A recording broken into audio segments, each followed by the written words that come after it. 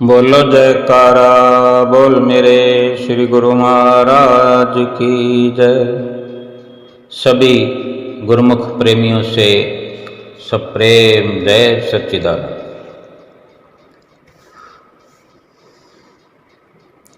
जिस परमात्मा की हम खोज करते हैं, हमें तलाश है, जरूरत है, वो परमात्मा बाहर तो है नहीं, फिर कहाँ है? हमारे अपने वजूद में, हमारे शरीर में, हमारे इस देह में वो परमात्मा मौजूद है, विराजमान है। महापुरुष फरमाते हैं, हव में मार सदा सुख पाया, माया मोह चुकावणिया।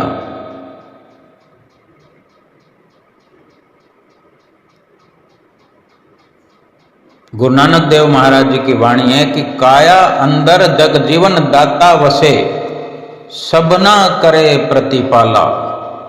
कि जिस परमात्मा ने संपूर्ण जगत को जीवन दिया है, जो सबकी संभाल करता है और सबका पालन करता है, वो परमात्मा इसी हमारे शरीर के अंदर, हमारी काया के अंदर बैठा हुआ है। और इस शरीर और इस देह में बैठा हुआ ना बाहर कभी किसी को मिला है, ना किसी को मिलेगा। कैसे मिलेगा? जहां कोई होगा वहीं पहुंचने से ही तो मिलेगा।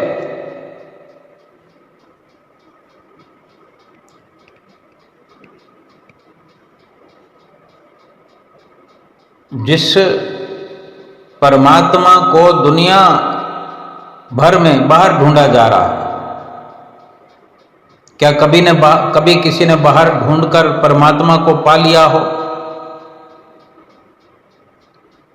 ना आज तक बाहर किसी को परमात्मा मिला है और ना बाहर मिल सकता। इसलिए संत महापुरुष कहते हैं, हमारे शरीर को ही भगवान का मंदिर समझना चाहिए। गुरु प्रसादी देख तू हर मंदिर तेरे नाल। कि है गुरुमुख, सतगुरु की संगत में जाकर अच्छी तरह से विचार करके देखो कि परमात्मा के रहने का जो मंदिर है वो निरंतर लगातार 24 घंटे तुम्हारे साथ चलता फिरता रहता है। जहां तुम जाते हो वो मंदिर जिसमें परमात्मा मौजूद है, वो मंदिर तुम्हारे साथ चलता है, तुम्हारे भीतर है। तुम उस मंदिर को लिए हुए फिरते हो, वो तुम्हारे साथ है, तुम उसके साथ है।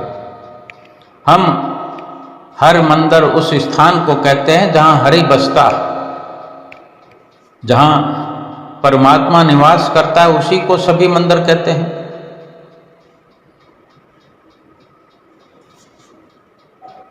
सतपुरुष गुरु नानक देव महाराज जी फरमाते हैं कि क्योंकि वो हमारे शरीर के अंदर बसता है, अथवा ये शरीर ही मालिक के रहने का असली घर है, असली मंदिर है।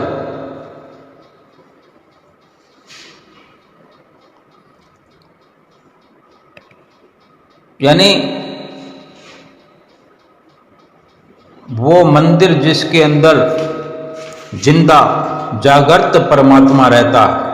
ऋषियों ने, मुनियों ने हमारे शरीर को नर नारायणी देह कह करके संबोधित किया है, हमें समझाया है और समझा रहे हैं कि ये शरीर जो मनुष्य का शरीर है, नर नारायणी देह है, नर नारायणी शरीर है। वो शरीर जो उस नारायण ने पैदा किया है, उसके अंदर वो नारायण खुद बैठा हुआ है, और जिसके अंदर ही हमारी आत्मा नारायण होने का फक्र या गौरव प्राप्त कर सकती है। जो कुछ भी हमें प्राप्त होना है वो हमारे इसी शरीर से प्राप्त होना, हमारे वजूद के अंदर से प्राप्त होना। अब मन में विचार आता ही है, हर किसी के मन में विचार आता है, आना चाहिए कि अगर हमारे अंदर परमात्मा है तो फिर दिखाई क्यों नहीं देता। हम आंखें बंद करते हैं तो हमें अंदर अंधेरा ही अंधेरा दिखाई देता है। गुरु अर्जन देव महाराज जी बड़ी अच्छी तरह समझाते हैं, एका संगत इकत ग्रह बसते, मिल बात न करते भाई। कि दोनों इकट्ठे रहते हैं, दोनों का घर एक है, दोनों का निवास एक ही जगह है, लेकिन आपस में मिलाप नहीं। यानी कि आत्मा भी इस शरीर के अंदर है, परमात्मा भी इस शरीर के अंदर है। न कभी आत्मा ने परमात्मा के दर्शन किए, न कभी हमारी आत्मा सुहागन हुई। महापुरुष इसका कारण बताते हैं कि अंतर अलख न जाई लखिया, अंतर अलख न जाई लखिया।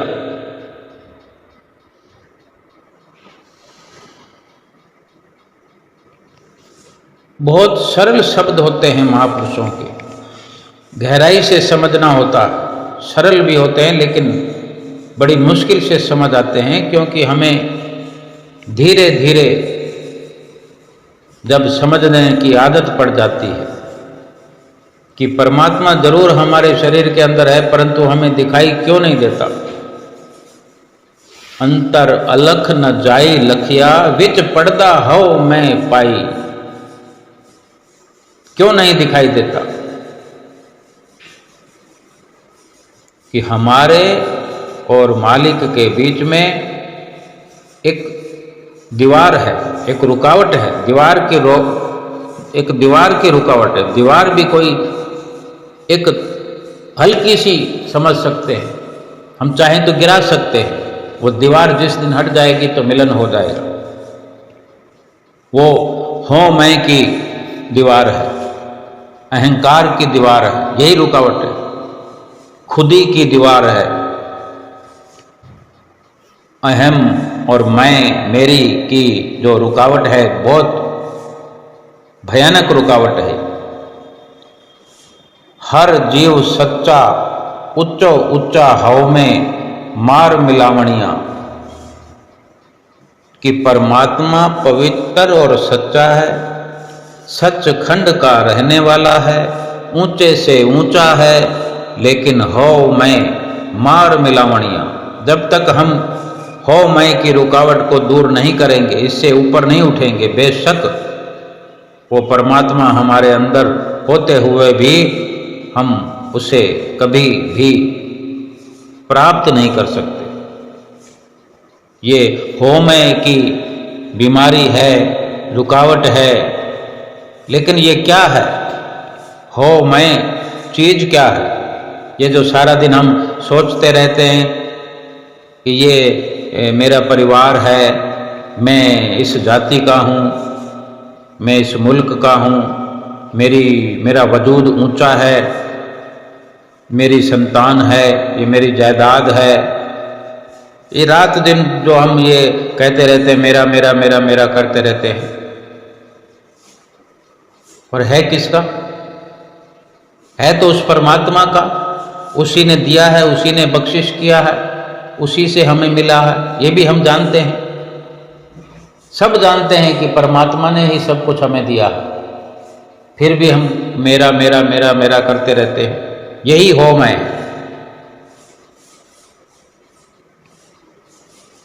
हम परमात्मा के दिए हुए को अपना मान करके, परमात्मा को भुला करके अपने आप को परमात्मा से अलग समझे बैठे। बस इनको अपना बनाने की कोशिश करते हैं। ये ना कभी किसी के बने हैं जिनको हम अपना बना रहे हैं। संसार को तो अपना बनाने की कोशिश करते हैं, लेकिन ये कभी किसी के बने नहीं, बनेंगे भी नहीं, क्योंकि झूठे हैं। झूठे कभी सच्चों के साथ नहीं जुड़ते। आत्मा से ये झूठे संसार के संबंध नहीं जुड़ सकते।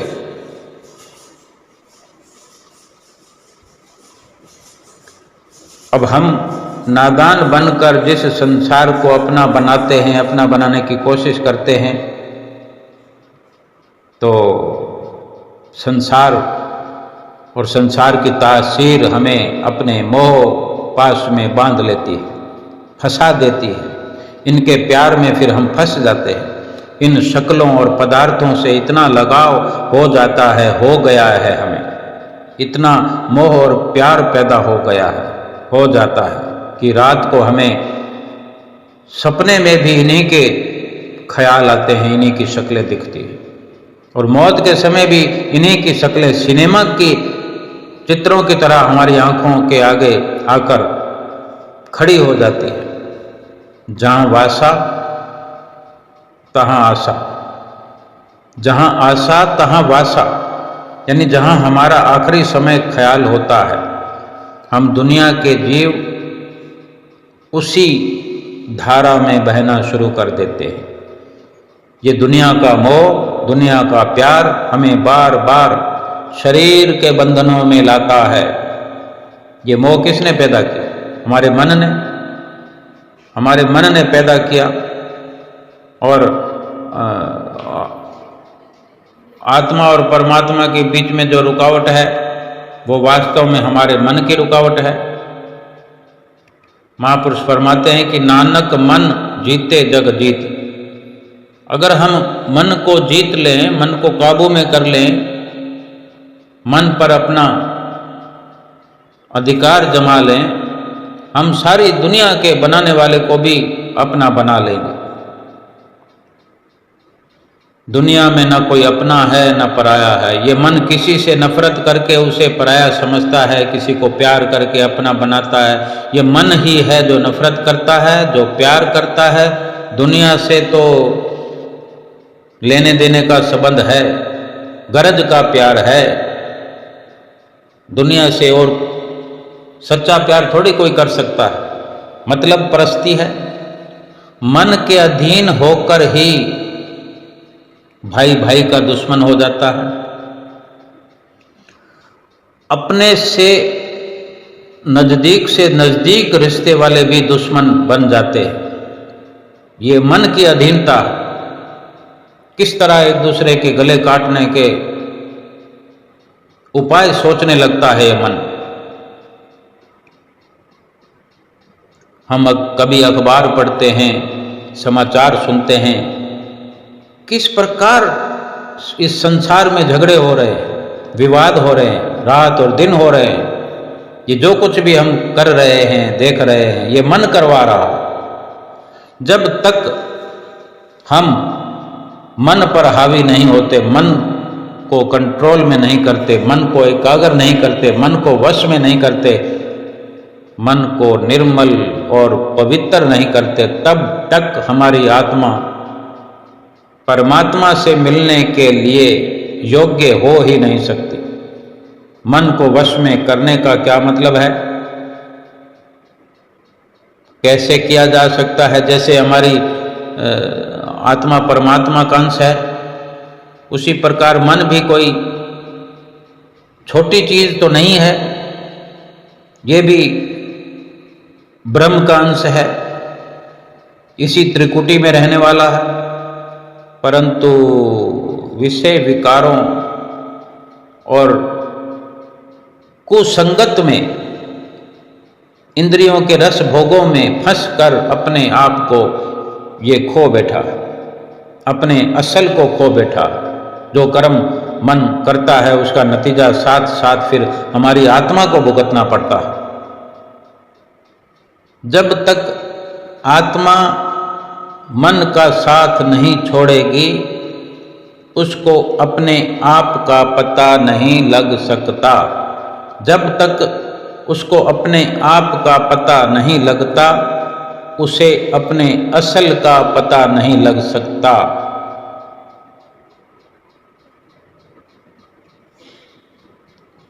तो इसीलिए जो भी कोशिश हमें करना है, आत्मा और मन की गांठ खोलने की करना है, यानी अपने आप को पहचानने की कोशिश करने की जरूरत है। संतों ने इशारा किया कि अपने आप को जानो, कि सबसे पहले हम अपने आप की पहचान करें। महापुरुषों ने फरमाया कि जो जन निर्मल जिन आप पछाता, वही लोग निर्मल और पवित्र हैं जिन्होंने अपने आप को पहचानने के लायक बनाया है।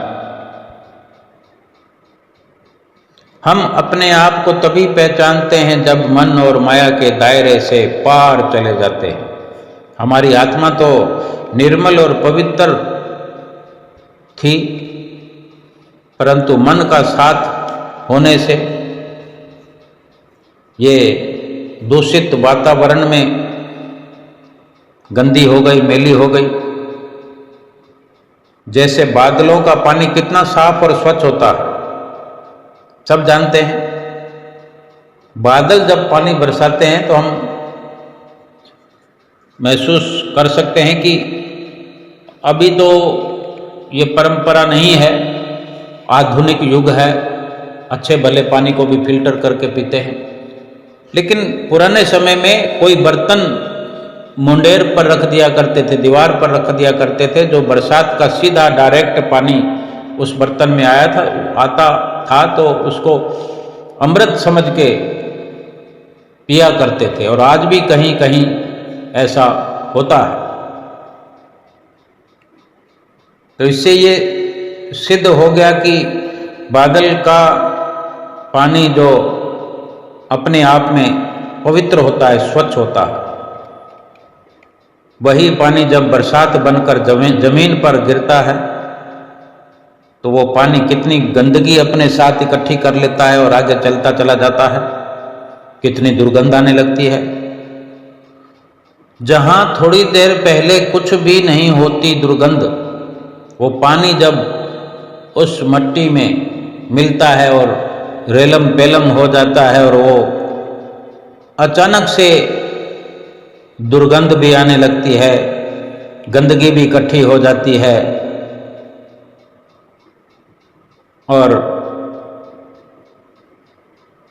फिर वो पानी भी महसूस करता होगा कि मैं गंदगी हो गई हूँ, कीचड़ हो गया हूँ। अगर उसे सूरज की ताप और गर्मी मिलनी शुरू हो जाती है तो फिर वो पानी जितना निकल सकता है, देखते हैं ना, जब सूर्य निकलने के बाद, धूप निकलने के बाद वो कीचड़ सूख जाता है तो पानी कहाँ गया? सूर्य ने उसको भाप बना करके खींच लिया। यानी उसी पानी ने गंदगी का साथ सूर्य की गर्मी को पाकर के, सूर्य की ताप को पाकर उस कीचड़ का साथ छोड़ दिया। उसे होश आ गया कि मैं कोई और चीज हूं, मैं गंदगी नहीं हूं। लेकिन जब तक उस मिट्टी का साथ था तो गंदगी बना हुआ था। स्पर्श मिला सूर्य की किरणों का और उसे होश आ गया, समझ आ गई कि मैं कुछ और हूं और ये गंदगी, ये कीचड़ कुछ और है। जब वो गंदगी को छोड़ता है, अपने असल के बारे में सोचता है और सीधा आकाश की ओर जाकर बादलों में फिर समा जाता है। ऐसी ही हमारी आत्मा की अवस्था है। ये परमात्मा की अंश है, लेकिन संसार में माया के जाल में फंस करके मन के अधीन होकर गंदी मैली हो चुकी है। अब जब तक ये मन का साथ आत्मा छोड़ेगी नहीं, तब तक आत्मा को न कभी अपने आप का पता लगेगा और ना अपने असल का पता लगेगा। हम दुनिया के सभी जीव दुनियादार सब के सब अपनी अपनी अकल के अनुसार हजारों युक्तियों तरीकों से मन को वश में करने की कोशिश करते रहते हैं।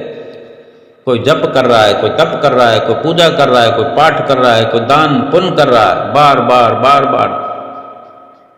कोई अपने घर को छोड़कर भाग रहा है, जंगलों में जा रहे हैं, पहाड़ों में जा रहे हैं, कंदराओं में, गुफाओं में, मंदिरों में, द्वारों में, गुरुद्वारों में। कोई ग्रंथ पोथियां पढ़कर, शास्त्र पढ़कर, कोई पंडित से पढ़वाकर, इस तरह के साधन करने में लगे हुए हैं। इन सभी उपायों से मन को वश में करने के लिए कोशिश में लगे हुए हैं।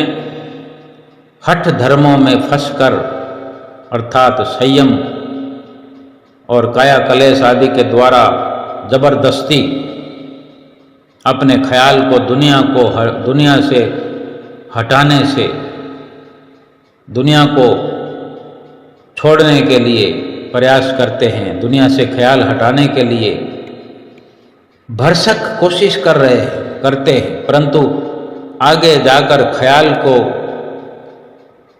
कहीं जोड़ते नहीं। कोशिश वहां से हटाने की करते हैं, लेकिन साथ के साथ कहीं ख्याल जुड़ता जाए। जितना जप करते हैं, तप करते हैं, पाठ करते हैं, पूजा करते हैं, कोई भी साधन करते हैं, माया से बचने के लिए करते हैं, संसार से बचने के लिए करते हैं, मोह माया का त्याग करने के लिए करते हैं, भगवान से जुड़ने के लिए करते हैं। तो भगवान से जुड़ने के लिए कहीं ना कहीं हमारे सुरत को, ख्याल को जुड़ना भी तो चाहिए। कहाँ जोड़ते हैं फिर? अब केवल वहाँ से हटाने का प्रयास करते हैं, वो हट करके फिर वहीं लगता है, क्योंकि आगे जुड़ने का कोई हमारा माध्यम नहीं है।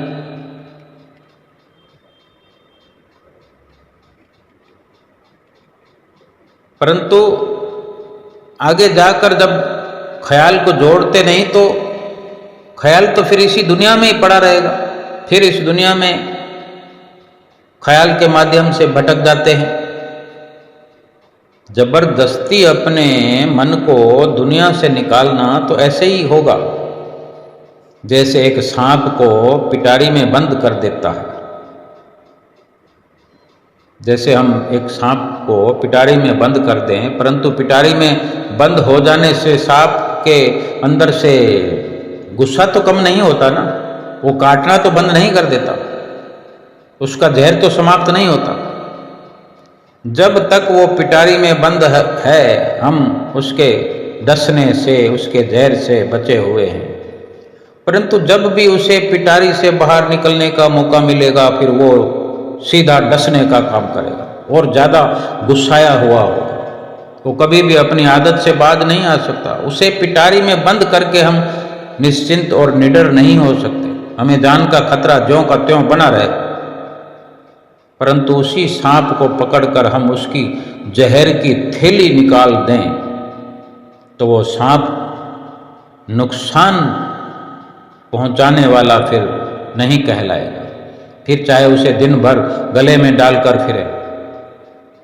इसी प्रकार संत महापुरुष समझाते हैं कि जंगलों में, पहाड़ों में, मंदिर द्वारों में भी जाकर, ग्रंथ पोथियां भी पढ़कर, वेद शास्त्र पढ़कर, कीर्तन करके, सुन के हम समझते हैं कि हमने मन को वश में कर लिया। परंतु जब फिर दुनिया का सामना करता है तो वही कामनाएं, तृष्णाएं, और इसी तरह मन फिर नचाना शुरू कर देता है जीव को। बल्कि साधारण मनुष्यों से भी हमारी अधिक हालत खराब हो जाती है। जितना हम किसी चीज को दबाने की कोशिश करते हैं, उतनी वो ऊपर उभरती है। साधन ऐसा हो कि साधना करके सफलता प्राप्त हो। महापुरुष समझाते हैं कि अगर मन पर काबू करना हम चाहते हैं तो सबसे पहले मन के स्वभाव के विषय में अच्छी तरह हमें विचार करना होगा कि इसका स्वभाव क्या है। हमारा मन लज्जत या स्वाद का रसिया है और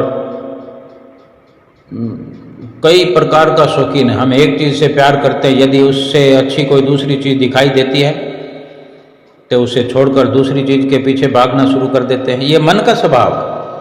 कोई भी दुनिया का प्यार, कोई भी मोह हमारे मन को कभी भी हमेशा के लिए लेकर खड़ा नहीं हो सकता। शक्लें, पदार्थ जिन्हें किसी समय अपना बनाने के लिए हम जिंदगी तक देने की बात सोचते थे, उनसे भी आज हम नफरत करना शुरू किए हुए हैं। बचपन में हमारा माता पिता से कितना प्यार होता है।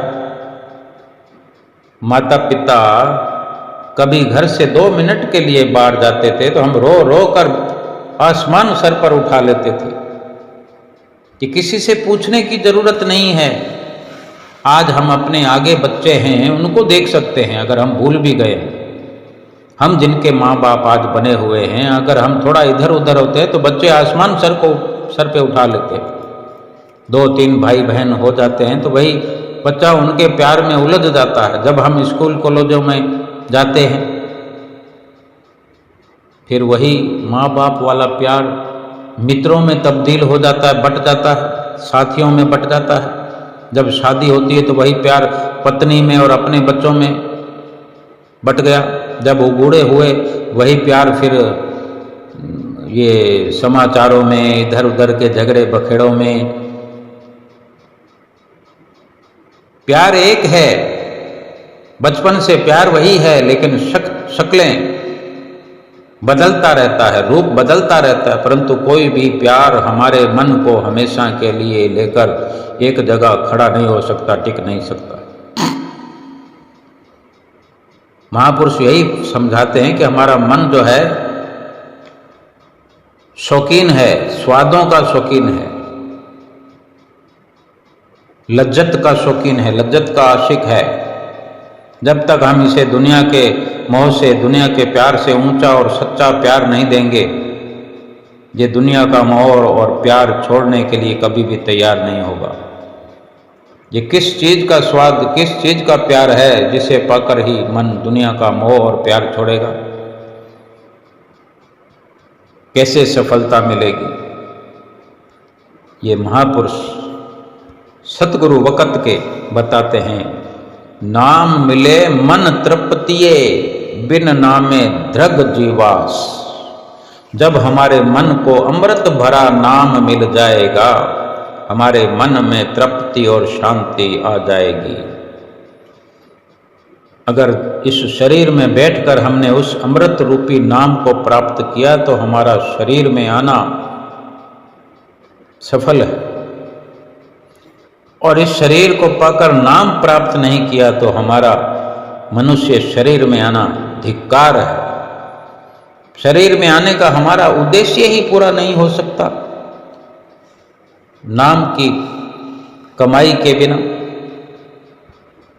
राम नाम मन बेधिया, अवर की करई बचार। हमारा मन जो विषय विकारों में फंस कर हिरण की तरह भटकता फिरता है, जब ये उस राम नाम के साथ जुड़ जाता है तो बिंद जाता है, यानी वश में आ जाता है। जैसे किसी जानवर को पकड़कर बींद दिया जाता है, उसको नाक में नकेल डाल दी जाती है और रस्सा हाथ में।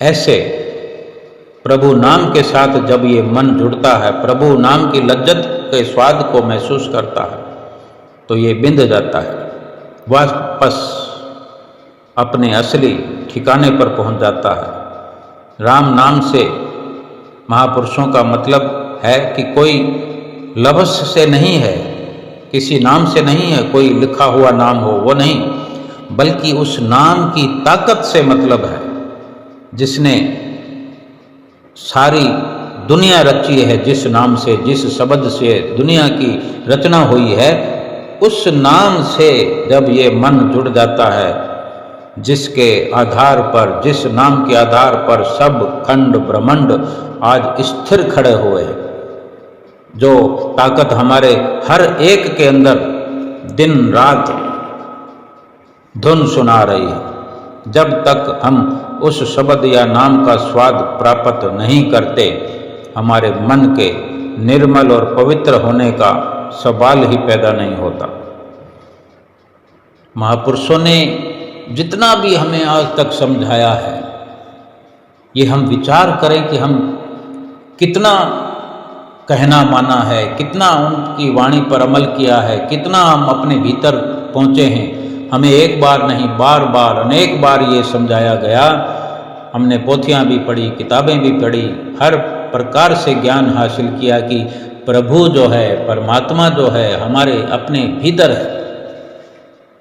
आत्मा भी भीतर, परमात्मा भी भीतर, तो मिलन क्यों नहीं हो रहा? ये हो मैं की दीवार को हटाने के लिए भी बार बार हमें समझाया जाता है कि ये नाम का सुमरन भजन अभ्यास करके, इस नाम को भजन अभ्यास का आदि बना करके एक बार मन को रस आ जाए, एक बार ये समझ जाए,